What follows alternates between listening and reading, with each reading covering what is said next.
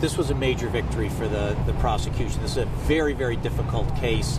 The age of the case, the delay in reporting it, the inconsistencies on the part of the victim, the additional accusers obviously were extraordinarily helpful, but even their circumstances were subject to extensive cross-examination and a long time failure to report. So it sends a message that jurors will believe women.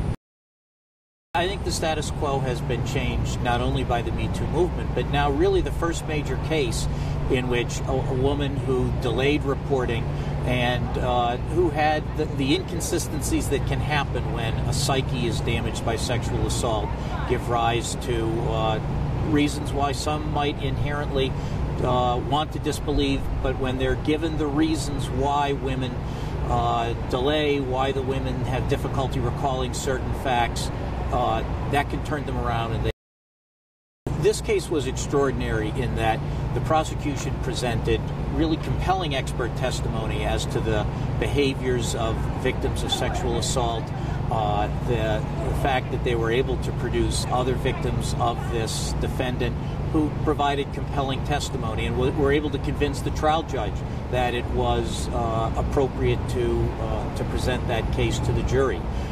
Their closing arguments were excellent. They dismantled every one of the many defenses that were thrown out at the jury.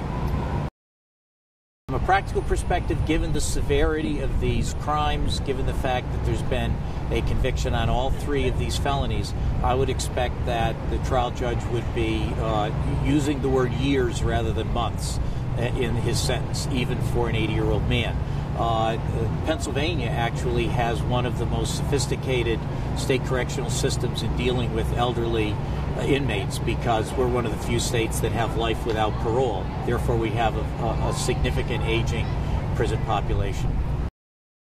Certainly there will be an appeal in this case, and one of the most important post-trial factors is going to be what the bail looks like going ahead. Right now, he's been released on bail. Whether that will continue once an appeal is filed to the Superior Court will be up to the trial judge.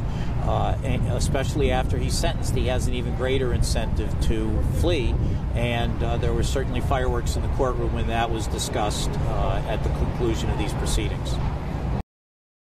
And I think that in terms of looking at what the prosecution accomplished in this case, it can't be underestimated. This was a long, exhausting proceeding. They had many challenges that were placed upon them.